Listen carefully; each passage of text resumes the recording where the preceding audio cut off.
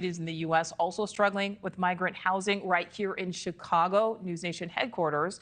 Migrants are living in police stations and abandoned schools as they wait to be placed in shelters. Last night, during our exclusive town hall with GOP presidential candidate Vivek Ramaswamy, one Chicago resident shared his frustration with how local officials are handling this influx. Good evening, Vivek Ramaswamy. I live in the Woodlawn neighborhood in Chicago, where an elementary school closed by the city years ago is now being used to house migrants. The community has experienced migrants' assaults, vandalism of personal property, and the police seem unwilling to deal with this concern.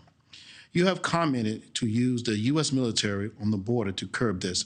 How will you respond if Congress is opposed to this course of action? I went to the south side of Chicago, just a couple of months ago. Not a very popular stop on the Republican campaign trail, I'll say, but I'm glad I went there. Because people in that community are asking the same question that I'd be asking in their shoes, I am asking now.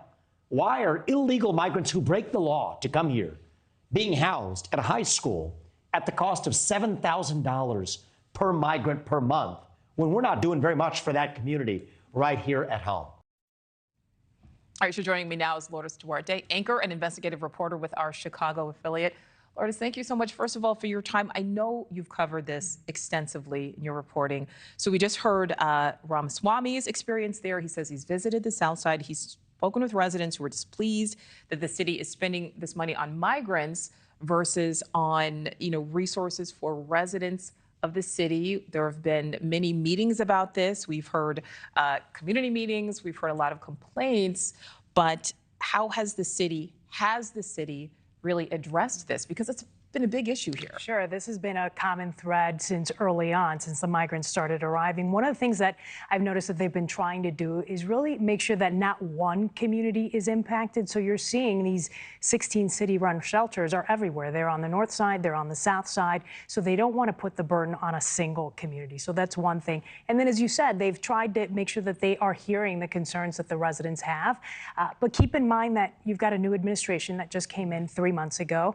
So any plan that they have, they're still in the very beginning stages of getting it out there. They've also now assigned a deputy mayor whose only full job is on addressing some of these shelters and some of the concerns that you're hearing from residents. So one of the concerns we heard there, and something we've certainly heard here locally, residents saying, hey, these migrants are bringing violence, they're bringing crime. Is that something that's kind of a bit of a platitude, or what is your reporting really showing? Because we don't want to negate what people are saying, hey, these are my firsthand experiences, but is that really what the reporting shows? Yeah, look, I think anytime you have a large number of people, 200, 300, 1,000 people in a single community that are just coming in suddenly, you're going to have a certain amount of issues, right?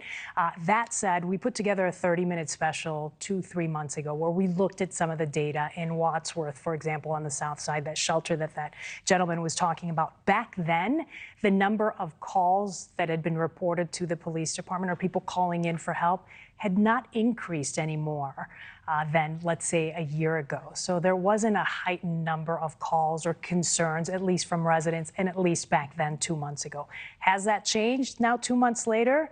We'll have to go back and look at the data, but the data was not showing that there was an increase in calls back then. All right, the data right there. Another thing when it comes to numbers, let's talk cost. Money, yeah. Who pays for all of this? Is this taxpayers? How much money, where is the money coming from? Yeah, that's an interesting question because I think the city, just like many other cities, New York, for example, Philadelphia, they're trying to find money when they can, where they can. So early on, you had FEMA stepped in and issued, $5 million to the city of Chicago to help with some of the shelters and assistance and food. Then state dollars are also being used right now, especially when it comes to education. If you look at the number of migrants who have come in, 20 to 25% of them are kids who need to be enrolled in public school programs.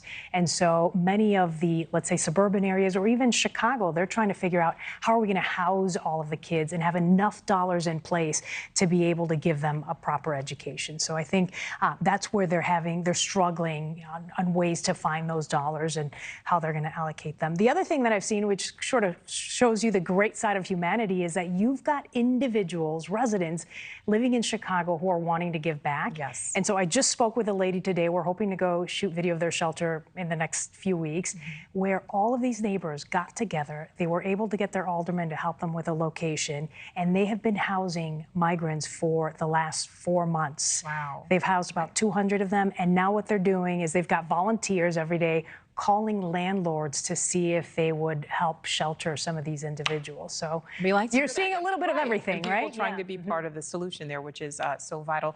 Lourdes Duarte from WGN. Always Thank you nice so to much. see you. Always great to see you as well. Thank you, Lourdes. Thank you for watching. Go to newsnationnow.com to find News Nation on your television provider. And don't forget to click the red subscribe button below to get more of News Nation's fact-driven, unbiased coverage.